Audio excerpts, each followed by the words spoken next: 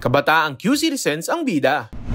Napili na ang 39 teams na kabilang sa Startup QC Student Competition ng Local Economic Investments Promotions Office. Sasailalim sa training, coaching at mentoring sa loob ng isang buwan at makakatanggap ng 100,000 pesos grant ang mananalo para may sagawa ang kanilang mga ideya.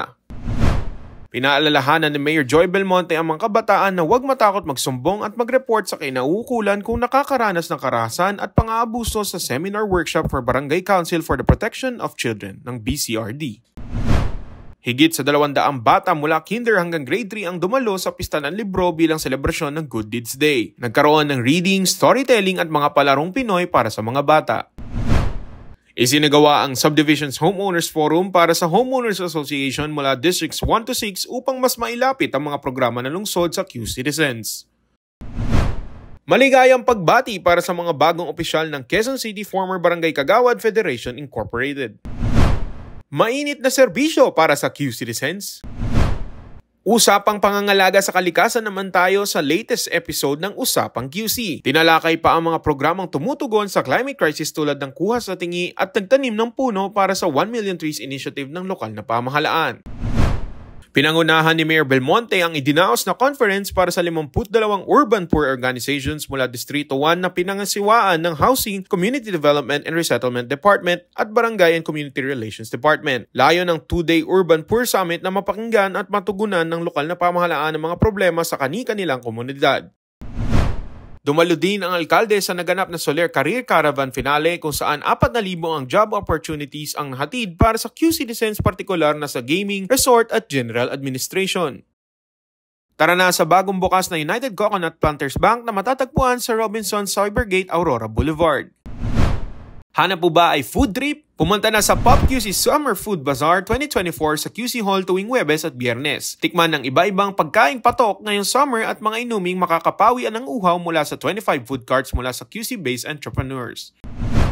Nakiisa si Mayor Joy Belmonte sa pagtitipon ng mga alkalde na bahagi ng League of Cities of the Philippines sa Philly Hotel New Star Resort and Casino sa Cebu City para sa 4th Convergence and 77th National Executive Board meeting ng LCP. Eid Mubarak. Sama-samang nag-alay ng panalangin ng mahigit 12,000 Filipino Muslims sa Quezon Memorial Circle bilang bahagi ng pagdaraos ng Eid al-Fitr o ang pagtatapos ng Ramadan. Patok din ang halal delicacies at iba pang produkto sa ginanap na bazaar. Dumalo si Mayor Joy Belmonte at iba pang mga opisyal ng Quezon City Government sa Bagong Pilipinas Town Hall Meeting on Traffic Concerns na pinangunahan ni Pangulong Ferdinand Marcos Jr. Layo nito na tugunan ang problema sa trapiko ng Metro Manila sa pamamagitan ng mga komprehensibong plano.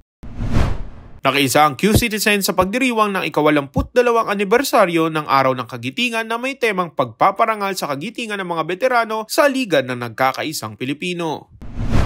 Kinilala naman ng Bantayog ng mga Bayani Foundation ng mga natatanging Pilipino na naging haligi ng kanilang organisasyon sa loob ng 38 taon. Kabilang sa 13 pinarangalan si dating House Speaker at former QC Mayor Feliciano Sonny Belmonte na binigyan ng espesyal na sablay bilang pasasalamat sa kanyang suporta sa Bantayog.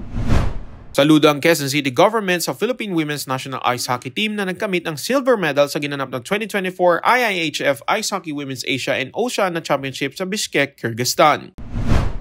Mas malakas na health programs and services sa QC posible na sa pakikipagtulungan ng lokal na pamahalaan sa Swiss Chamber of Commerce of the Philippines. Kasama ang Swiss Cham, ipinahayag ng alkalde na prioridad ng lokal na pamahalaan na palawigin ng mga programa para sa pagtugon sa cancer at pagdidigitize ng datos sa mga health center at ospital sa QC.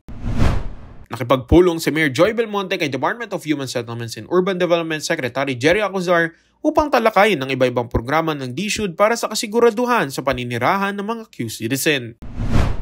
Pinag-usapan ang pagpapalawig ng kaalaman ukol sa kalusugan ng LGBTQI+ community sa pakikipagpulong ng alkalde sa TransHealth Philippines at TLF Share Inc.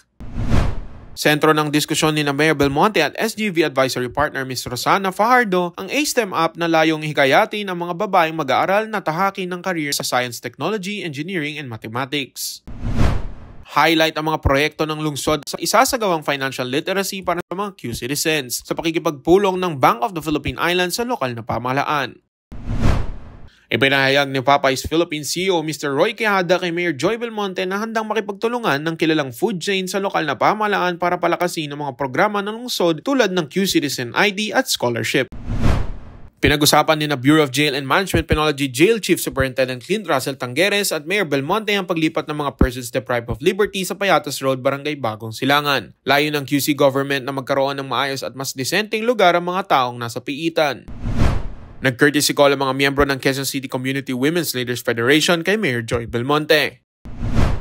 Bumisita naman sa tanggapan ng alkalde sa Marikina City Councilor Elvis Tolentino Jr. upang imbitahan ng mga lokal at homegrown athletes na makiisa sa Maharlika Pilipinas Basketball League.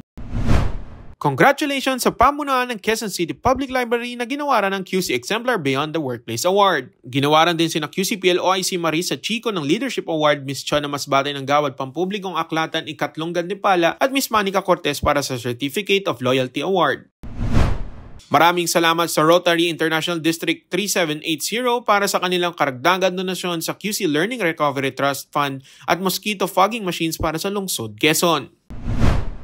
Dumating na ang karagdagang antibiotics at ang 6-in-1 vaccine na binili ng Quezon City Government para mapigilan ang pagkalat ng pertussis at panlaban sa mga sakit ng diphtheria, tetanus, hepatitis B, poliomyelitis at Haemophilus influenza.